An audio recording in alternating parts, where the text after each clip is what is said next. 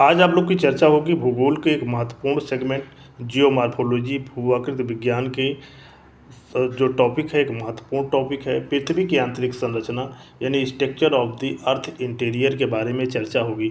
ये परीक्षा के दृष्टिकोण से काफ़ी महत्वपूर्ण टॉपिक है कि पृथ्वी के अंदर क्या है, पृथ्वी की बनावट कैसी है, बिना पृथ्वी की भौतिक और रासायनिक संरचना कैसी है, पृथ्वी के नीचे के जाने पे क्या स्थितियाँ होती हैं। इसके अलावा अन्य जो महत्वपूर्ण चर्चाएं हैं उसकी आपकी चर्चा होगी। तो ये हम लोग देखें कि जो पृथ्वी का आंतरिक भाग है वो मानव के लिए प्रत्यक्ष दृश्य नहीं है यानी विजिबल नहीं है। हम लोग जो खुदाई करते हैं मुख्य रूप से जो खनिजों की खुदाई करते हैं तो ज़्यादा से ज़्यादा 8 से 10 किलोमीटर की खुदाई करते हैं, जबकि पृथ्वी के आंतरिक भाग की गहराई देखा जाए तो 6371 किलोमीटर है। इसलिए पृथ्वी का आंतरिक भाग मानव के लिए प्रत्यक्ष रूप से दृश्य विजिबल नहीं है। तो कुछ प्रत्यक्ष और कुछ अप्रत्यक्ष स्रोतों के आधार पर पृथ्वी की आंतरिक संरचना के बारे में चर्चा आप लोग से की जाएगी। जैसा आप लोग को दिख रहा है पृथ्वी की आंतरिक संरचना आप लोग को चित्र के माध्यम से दिखाया जा रहा है। जो पृथ्वी है उसकी आंतरिक संरचना को हम लोग मुख्य रूप से 3 भागों में बांटते हैं, क्रस्ट, मेंटल और कोर, जिसकी चर्चा एक एक करके हम विस्तार से करेंगे। पहले थोड़ा सा लोग चर्चा कर लें पृथ्वी की आंतरिक संरचना की विशेषताओं के बारे में, या पृथ्वी की संरचना का जो स्रोत है कि पृथ्वी के अंदर क्या हो सकता है उन स्रोतों की चर्चा करेंगे। तो एक जो महत्वपूर्ण स्रोत है तापमान के आधार पे पृथ्वी की आंतरिक संरचना बताने का प्रयास किया गया।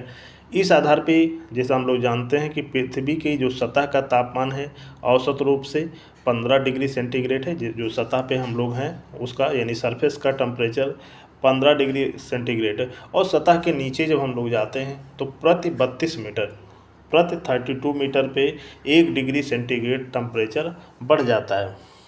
तो इस मत के आधार पे ये बताया गया कि पृथ्वी के आंतरिक भाग में तरल पदार्थ होना चाहिए, और ज्वालामुखी क्रिया में जो मैग्मा निकलता है उससे इस बात की पुष्टि भी होती है कि पृथ्वी के आंतरिक भाग क्या होना चाहिए, तरल होना चाहिए। यद्यप ये वैज्ञानिकों का ये मानना है, बाद में सिद्ध भी हुआ कि जो अगर पृथ्वी का भाग पूर्णतया तरल होता तो उस पर पृथ्वी टिक नहीं पाती, रुक नहीं पाती, पृथ्वी कोलैप्स कर जाती। एक अन्य मान्यता है दाब, यानी जो घनत्व वाली बात हो रही है, डेंसिटी की बात हो रही है। तो इस मत के अनुसार पृथ्वी का जो निर्माण हुआ है वो समान प्रकार के पदार्थों से हुआ है, और जो इसके घनत्व में अंतर पाया जाता है वो पदार्थ वो दबाव के कारण है। नीचे जाने पे चूँकि दबाव बढ़ता जाता है इस कारण घनत्व में अंतर पाया जाता है। यद्यपि ये एक सत्य है, लेकिन किसी पदार्थ की घनत्व एक सीमा तक ही बढ़ाया जा सकता है। ये लैब में भी वैज्ञानिकों द्वारा प्रूफ हो गया। तो इससे ये सिद्ध होता है कि घनत्व तो बढ़ता है, लेकिन पृथ्वी का जो संरचना है वो समान प्रकार के पदार्थों से नहीं हुई, यानी पृथ्वी के अंदर कुछ और चीज़ें पाई जाती हैं। जैसे पृथ्वी का जो चुंबकीय गुण है, तो इसका मतलब है कि पृथ्वी के आंतरिक भाग में धातुएं हैं, इसीलिए पृथ्वी एक बड़े चुंबक की तरीके से कार्य करती है, जो कि पृथ्वी का मैग्नेटिक फील्ड भी है। एक अन्य जो संरचना पृथ्वी की उत्पत्ति के संदर्भ में, जो पृथ्वी की उत्पत्ति संबंधी जो सिद्धांत दिए गए उसके आधार पर व्याख्या करने का प्रयास किया गया। इस आधार पर जो कांट की वायव्यराज संकल्पना थी, जो इनकी गैसीय हाइपोथेसिस थी, उस आधार पर पृथ्वी का आंतरिक भाग गैसीय रूप में होना चाहिए, जो संभव नहीं है। इसी प्रकार जो जेम्स जीन्स की ज्वारीय संकल्पना थी, टाइडल थ्योरी के अनुसार पृथ्वी का आंतरिक भाग तरल अवस्था में होना चाहिए, जो ज्वालामुखी क्रिया के दौरान निकले मैग्मा से इस बात की पुष्टि होती है, लेकिन पूर्णतः तरल होने की संभावनाएं भी वैज्ञानिकों के द्वारा खारिज कर दी गई। एक चैम्बरलिन की जो पार्टिकल थ्योरी थी, या हम लोग ग्रहण संकल्पना कहते हैं, इनके अनुसार पृथ्वी का आंतरिक भाग ठोस होना चाहिए। इस बात की पुष्टि उल्का पिंडों के अध्ययन से भी होती है, जो उल्का पिंड गिरते हैं। उल्का पिंड के संदर्भ में हमने वीडियो ऑलरेडी बना रखा है।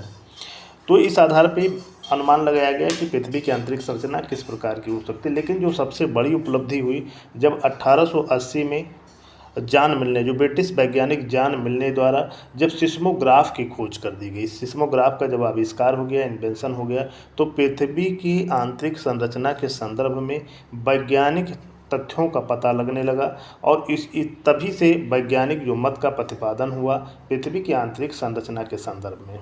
सिस्मोग्राफ जो होता है, जैसा हम लोग जानते हैं कि भूकंपीय तरंगे जो होती है, भूकंपीय जो वेव्स होती हैं, जो अर्थक्वेक के दौरान जो वेव्स निकलती हैं, तो उसका अंकन करता है, नापा जाता है सिस्मोग्राफ को। तो इसकी सहायता से जो भूकंप से निकलने वाली भूकंपीय तरंगे थी उसकी गति का अध्ययन करने के बाद यह बात स्पष्ट हुआ कि पृथ्वी का जो आंतरिक भाग है उसका जो निर्माण हुआ है, पृथ्वी के आंतरिक भाग का जो निर्माण हुआ है वो भारी पदार्थों से हुआ है, जो मुख्य रूप से माना गया कि धातुओं से हुआ है। पृथ्वी का आंतरिक जो भाग है मुख्य रूप से धातुओं और भारी पदार्थों से हुआ है, क्योंकि भूकंपीय तरंगे जैसे जैसे नीचे जाती हैं उनका वेग क्रमशः बढ़ता जाता है। और जैसा हम लोग जानते हैं कि भूकंपीय तरंगों की जो गति होती है, स्पीड होती है, वो पदार्थ के घनत्व पर निर्भर करता है। यानी घनत्व जितना ज़्यादा होगी भूकंपीय तरंगों की स्पीड उतनी ज़्यादा होगी। तो भूकंपीय तरंगों की जो स्पीड होती है नीचे जाने पे, धरातल के नीचे जाने पे क्रमशः बढ़ती है।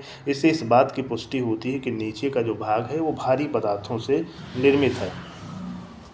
तो भूकंपीय तरंगों तथा अन्य विचारों के आधार पर जो पृथ्वी की को सम्मिलित किया गया, यानी जो जितने भी विचार दिए गए जो वैज्ञानिक मत थे, और भूकंपीय तरंगों के आधार पर पृथ्वी की आंतरिक संरचना को मुख्य रूप से 3 भागों में बांटा गया। यानी पृथ्वी की जो आंतरिक संरचना थी उसको 3 भागों में बांटा गया।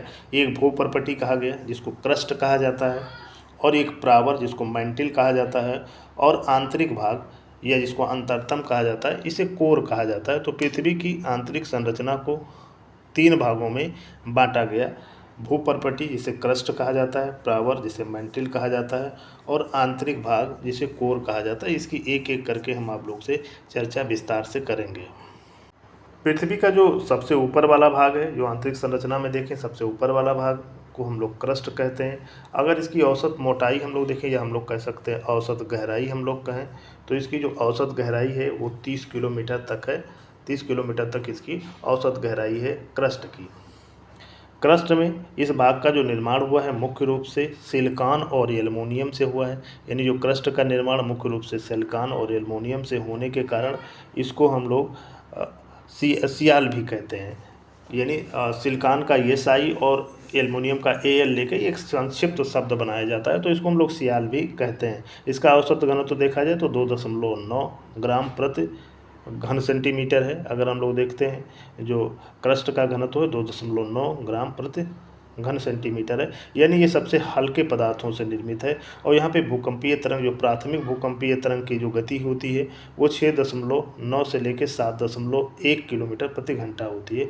और कोनराइड असंबद्धता, जो कोनराइड डिसकंटिन्यूटी है, उसके कारण क्रस्ट 2 भागों में बंटता है, विभाजित किया जाता है। इसके ऊपरी भाग को हम लोग ऊपरी क्रस्ट कहते हैं, और तथा निचले भाग को हम लोग निचला क्रस्ट कहा जाता है।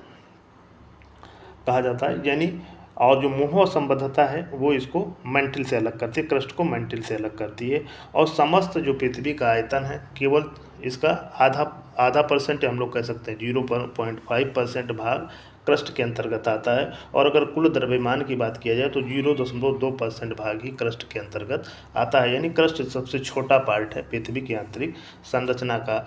कुछ अन्य चीज़ें हम लोग क्रस्ट के बारे में चर्चा कर लें तो भौतिक तथा रासायनिक संरचना के आधार पर क्रस्ट को हम 2 भागों में बांटते हैं।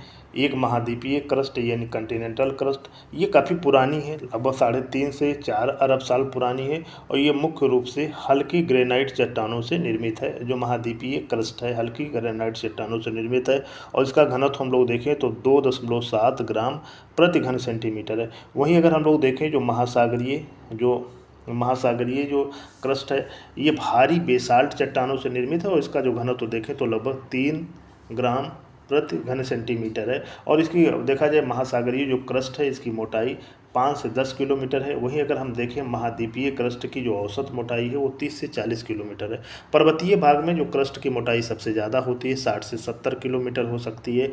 तो यानी जो क्रस्ट की मोटाई में अंतर पाया जाता है, महासागरीय भाग में सबसे कम और महाद्वीपीय भाग में अधिक। और महाद्वीपीय भाग के पर्वतीय भागों में इसकी मोटाई ज़्यादा पाई जाती है, 60 से 70 किलोमीटर होती है। तो इस संदर्भ में भी आप लोग से क्वेश्चन आप लोग से आ सकते हैं। कभी कभी आप लोग से पूछता है, बहुत बार क्वेश्चन आता है कि पृथ्वी का जो क्रस्ट भाग है उसमें कौन से तत्व सबसे ज़्यादा पाए जाते हैं, कौन सा एलिमेंट सबसे ज़्यादा पाया जाता है।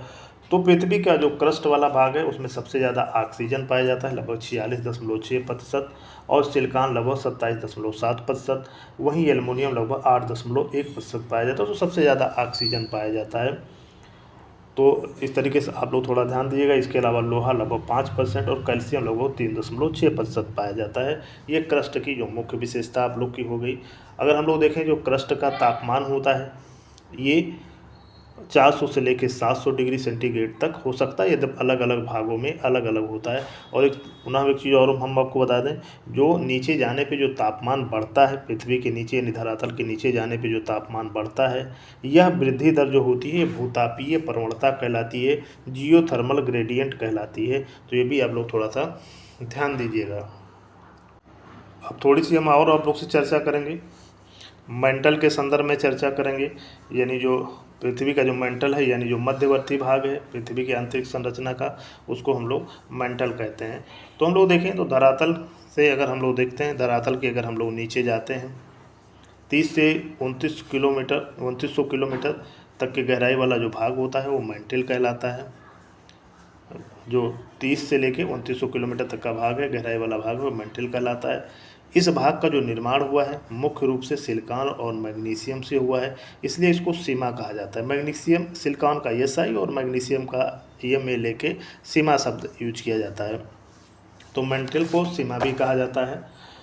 पृथ्वी के समस्त आयतन का अगर हम लोग देखें तो लगभग 83.5% भाग तथा द्रव्यमान का लगभग 67.8% भाग मेंटल के अंतर्गत आता है। यानी ये सबसे बड़ा भूभाग है आंतरिक संरचना का, पृथ्वी की आंतरिक संरचना का सबसे बड़ा भूभाग जो है वो मेंटल है। मेंटल को 3 उपभागों में विभाजित किया जाता है। एक 30 से लेकर 2900 से लेकर 200 किलोमीटर तक का भाग, और 200 से लेकर 700 किलोमीटर तक का भाग, और 700 से लेकर 29 किलोमीटर तक का भाग। अगर इस भाग में देखा जाए तो भूकंपीय तरंग, जो प्राथमिक भूकंपीय तरंग P जिसको बोला जाता है, उसकी गति 8 से 9 किलोमीटर प्रति सेकंड हो जाती है। और ऊपरी मेंटल को निचली मेंटल से जो अलग करती है उसको हम लोग रेपती असंबद्धता कहा जाता है, जबकि निचले मेंटल को जो कोर से अलग करती है उसको गुटेनबर्ग असंबद्धता कहा जाता है। अब थोड़ा सा चर्चा और हम लोग मेंटल के संदर्भ में कर लें कि यदि हम लोग देखें किस में मेंटल में सबसे ज़्यादा कौन सा तत्व पाया जाता है, तो ऑक्सीजन लगभग 44% और मैग्नीशियम लगभग 23% और सिलिकॉन लगभग 21% पाया जाता है। तापमान देखा जाए तो लगभग 3 से 4000 डिग्री सेंटीग्रेड मेंटल का तापमान होता है। अब पृथ्वी की एक अन्य महत्वपूर्ण जो पार्ट है कोर की चर्चा आप लोग से हम करेंगे। तो पृथ्वी का जो आंतरिक भाग है उसको कोर कहा जाता है या अंतरतम कहा जाता है। इस भाग में मुख्य रूप से जो लोहा और निकल से बना होने के कारण इसे निफे भी कहा जाता है, यानी निकल का Ni और जो लोहा को हम लोग फेरियम कहते हैं उसका Fe मिला के इसको हम लोग कहते हैं निफे भी कहते हैं। पृथ्वी के समस्त आयतन का देखा जाए तो लगभग 16%, लेकिन अगर भार का देखा जाए तो 32% है। इससे पता चलता है ये भारी पदार्थों से निर्मित है। लेहमन असंबद्धता जो है वो ऊपरी कोर को निचले कोर से अलग करती है, और ऊपरी जो कोर है उसमें जो सिकंडी भूकंपीय तरंगें होती है यस वो विलुप्त हो जाती हैं। इससे ये पता चलता है कि ये भाग क्या है, तरल है। इसके अलावा जो प्राथमिक तरंगें हैं, जो प्राथमिक तरंगें होती हैं भूकंपीय तरंगें, उनकी भी गति कुछ कम हो जाती है। तो पी तरंगों की गति अगर कोर में देखा जाए तो 11 किलोमीटर प्रति सेकंड के लगभग होती है, तथा अगर इसका हम लोग घनत्व देखें तो लगभग 13 ग्राम प्रति घन सेंटीमीटर, यानी सबसे जो घनत्व, सबसे अधिक घनत्व वाला जो भाग है वो आप लोग का कोर है। कोर के संदर्भ में कुछ चर्चाएं हम आप लोग से और करेंगे। कोर का जो ऊपरी कोर है वह तरल है, और ऊपरी कोर पिघली हुई धातुओं से बना हुआ है, यानी हम लोग बता दें पिघली हुई धातुओं से बना है। और इन धातुओं के, पिघली हुई धातुओं के घूमने के कारण ही पृथ्वी का चुंबकीय क्षेत्र, जो मैग्नेटिक फील्ड उत्पन्न होता है, इसे हम डायनेमो प्रभाव भी कहा जाता है। जो चुंबकीय क्षेत्र उत्पन्न होता है उसको डायनेमिक प्रभाव भी कहा जाता है। इसका तापमान देखें तो 4 से लेकर 5000 डिग्री सेंटीग्रेड होता है। और हम आपको बता दें जो पृथ्वी का जो चुंबकीय क्षेत्र है ये सूर्य से आने वाली जो हानिकारक विकिरण है उससे भी हमारा बचाव करता है। निचला जो कोर है वो ठोस है।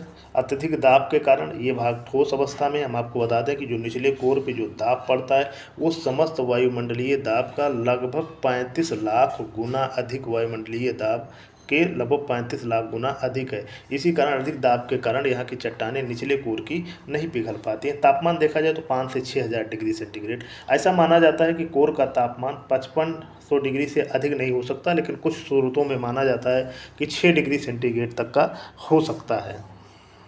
अब हम चर्चा आप लोग से करेंगे असंबद्धता के बारे में, डिसकंटिन्यूटी के बारे में। तो थोड़ी सी हम चर्चा बता दें कि ये जो पृथ्वी की आंतरिक संरचना में असंबद्धता क्या होती है।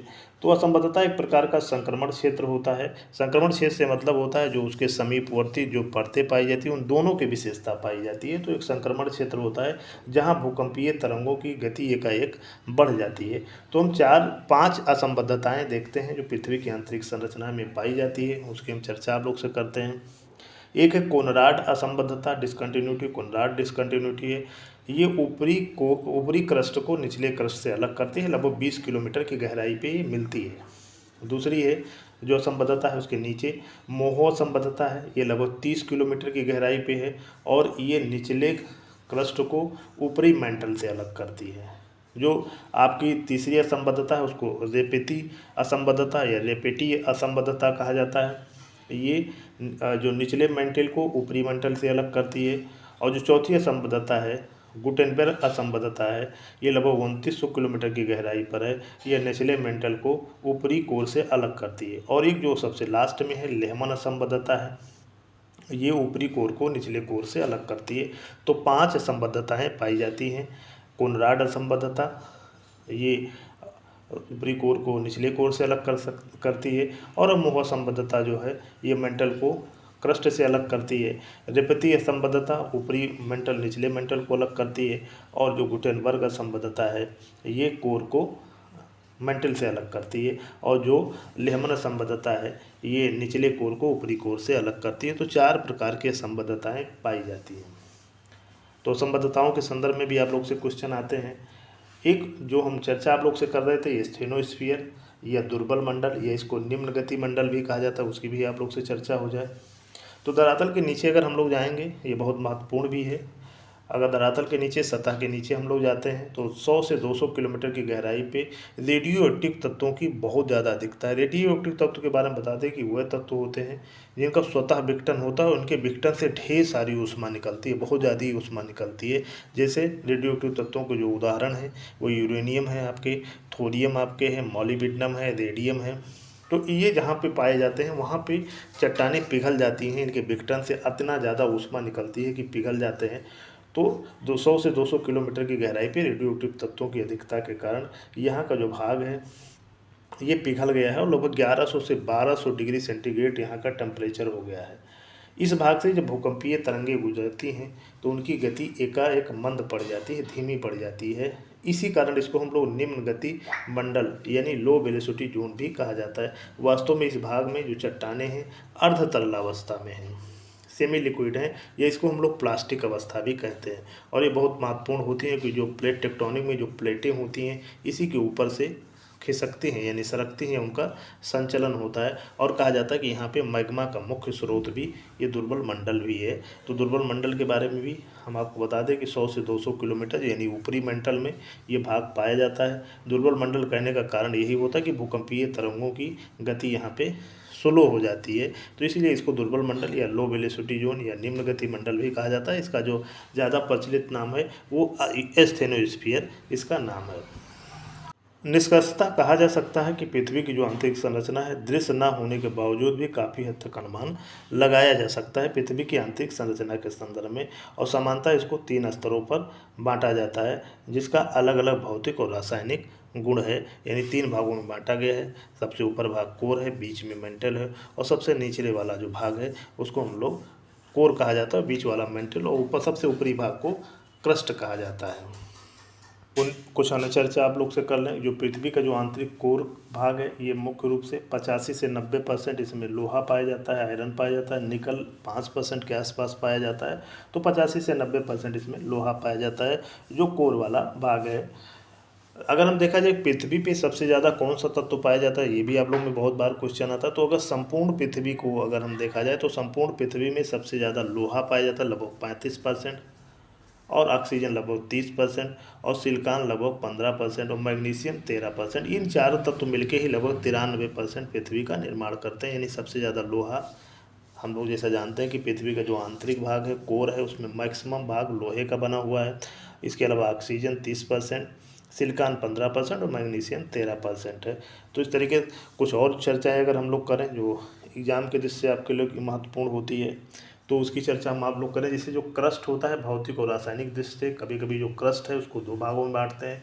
एक महाद्वीपीय भूपर्पटी या क्रस्ट कहा जाता है और महासागरीय भूपर्पटी कहा जाता है। इन दोनों के बीच एक संक्रमण क्षेत्र होता है जिसे हम लोग उपमहाद्वीपीय या उपमहासागरीय भूपर्पटी कहा जाता है। और महाद्वीपीय भूपर्पटी कुल भूपर्पटी के लगभग एक तिहाई है, लगभग 33% भाग पे जो महाद्वीपीय भूपर्पटी यानी क्रस्ट पाया जाता है। इसमें ध्यान दीजिएगा कि इसमें महाद्वीपों के साथ साथ महाद्वीपीय जो मग्न तट है यानी जो महासागरों में जो मग्न तट डूबा हुआ है ये भी महाद्वीपीय यानी क्रस्ट महाद्वीपीय क्रस्ट का ही भाग माना जाता है। तो ये ध्यान दीजिएगा कि महाद्वीपों के अलावा महाद्वीपीय जो मग्न तट है वो भी महाद्वीपीय क्रस्ट का ही भाग है। इसी प्रकार भूकंपीय तरंगों की गति के आधार पर भी पृथ्वी की आंतरिक संरचना को 3 भागों में बांटा गया। कभी कभी क्वेश्चन आप लोग से आता है। तो इसके जो सबसे ऊपरी भाग है जिसको हम लोग स्थल मंडल या लिथोस्फीयर कहा जाता है, इसकी जो गहराई होती है 100 से 200 किलोमीटर मानी जाती है और मुख्य रूप से ये एल्युमिनियम और सिलिकॉन से बना हुआ है। इसके अलावा जो पायरिस्फीयर है ये मध्यवर्ती जो परत है इसको पायरिस्फीयर कहा जाता है और जो सबसे निचली स्फीयर जो परत है उसके बेरिस्फीयर कहा जाता है। तो भूकंपीय तरंगों के आधार पर भी 3 मंडलों में बांटा गया है। सबसे ऊपरी परत लिथोस्फीयर, उसके नीचे है आपकी पेरिस्फीयर और सबसे नीचे है बेरिस्फीयर। तो इस प्रकार हम आप लोग को जो आज की जानकारी दी पृथ्वी की आंतरिक संरचना के संदर्भ में दिए। जैसा हम लोग जानते हैं कि पृथ्वी की आंतरिक संरचना के बारे में बहुत से क्वेश्चन आप लोग में आते हैं। तो पृथ्वी की आंतरिक संरचना को 3 भागों में बांटा गया है। सबसे ऊपरी भाग क्रस्ट, उसके नीचे आपका मेंटल और सबसे नीचे कोर है।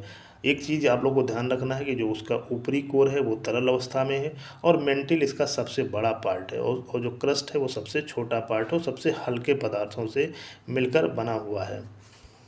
कुछ सामान्य जानकारी आप और दे दें आपको कि जो पृथ्वी का जो औसत घनत्व है वो 5.51 ग्राम प्रति घन सेंटीमीटर है, जिसमें हम लोग आपको बता दें कि जो क्रस्ट सबसे हल्के पदार्थों से निर्मित है, मेंटल उससे भारी और कोर सबसे भारी पदार्थों से निर्मित है। तो इस तरीके से आप लोग को जो जानकारी दी गई आज पृथ्वी की आंतरिक संरचना के संदर्भ में जानकारी दी गई, आशा करता हूँ आपको अच्छी लगी।